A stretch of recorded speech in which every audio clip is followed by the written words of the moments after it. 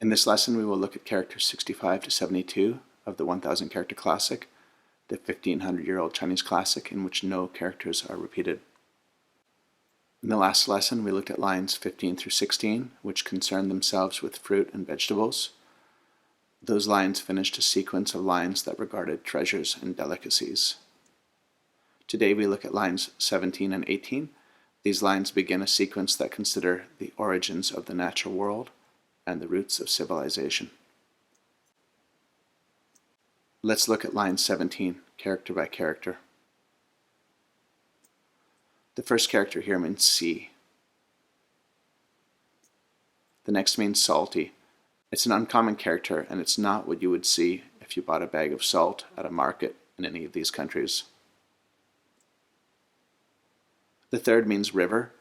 There are other characters that also get used to denote a river, depending on the language or the location or the size of the river. The last one here means insipid or tasteless, but also gets used for fresh water and the feeling of being calm. The translation is straightforward. Seawater is salty and river water is fresh. Now let's hear it pronounced. You'll hear it from a recording in Korean, then Japanese and Chinese. 해함하담, 갈강가다, 海咸河淡 And let's hear this again. 해함하담, 갈강가다 海咸河淡 On to the 18th line. The first character here means scales, as in the biological term rather than the musical concept or the balancing device. The next one means sink or immerse. The third one means feather. The fourth is a high-level character that means soar, as in flying high in the sky. The translation reads, "The scaled ones immerse themselves while the winged ones soar." Now let's hear it pronounced. Korean first. 린자무상, 林仙儿秀林前雨翔 I'll play this one more time. 린자무상, 林仙儿秀林前雨翔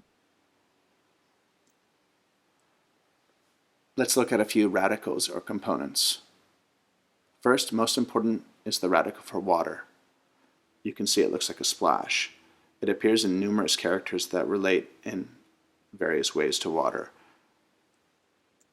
Next, you see feather. In 71, the radical is an autonomous character. In 72, you see the sheep radical on the left and the feather radical on the right.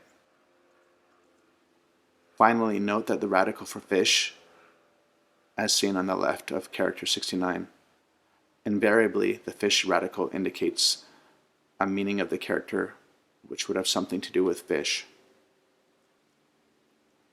Based on the 8 characters of these 2 lines, I've come up with a word list. I've tried to select words that are common and relevant to Japanese, Korean, and Chinese. Remember, blue characters are one of the 8 from this lesson. The red ones appear elsewhere in the classic. White ones are worth learning, but do not feature in the classic.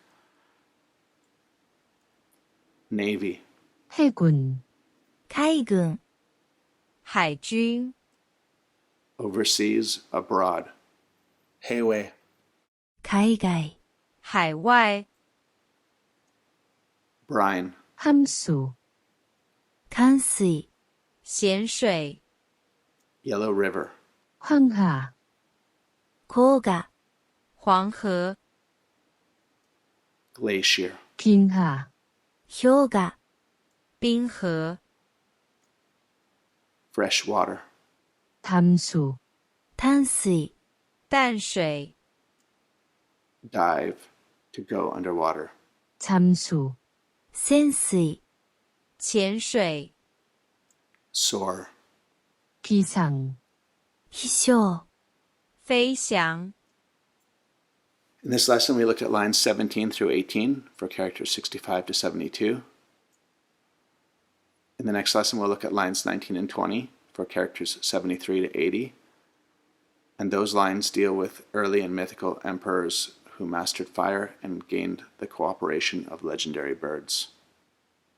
천자문, 千字文千字文 As always, I remind you that my own knowledge of these languages is not substantial. So if you notice a mistake or omission, let me know in the comments. If you have a question, write it in the comments. Hopefully I or somebody can get back to you. Explore other videos in this channel devoted to the 1000 character classic. I will eventually be introducing all 250 lines of this classic poem. I will also be making videos about my study methods and other aspects of the Chinese, Japanese, and Korean languages. I wish you happy and productive language studies.